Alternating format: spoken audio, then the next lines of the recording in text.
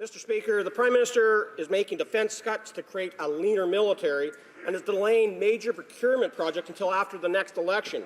He plans on replacing Canada's combat capabilities with peace operations. He said he wants to implement the recommendations from the 2011 Transformation Report that would reduce the size of our military. The Liberals have already locked in their ideological direction for the Canadian Armed Forces. So why should Canadians expect their views to actually be heard in the Liberal Defence Review?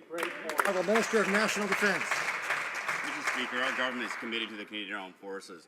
And with our open and transparent defence review that we're launching, I welcome the member from holding his consultations with Canadians and experts all around. And I look forward to actually hearing his comments personally as well. And I want to reiterate again to the member that our government is absolutely committed to the Canadian Armed Forces, those men and women who actually serve us. Thank you.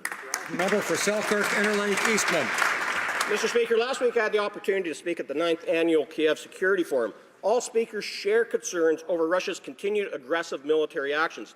Just last week in the Baltic Sea, Russian fighter jets buzzed a U.S. warship and barrel-rolled over an American Air Force plane. Clearly, Russia is willing to flex their military muscle.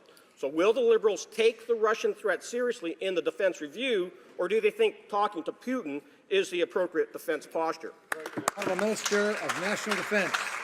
Mr. Speaker, Canada is committed to working with our multilateral organizations, especially NATO. I read the intelligence report on that. Our troops actually working with NATO at the moment. I got to visit our troops in Poland and also their troops that are in the Ukraine. They're doing wonderful work, and we're looking at potentially looking at other ways that we can support NATO and opposing Russian aggression. Thank you, Mr. Speaker.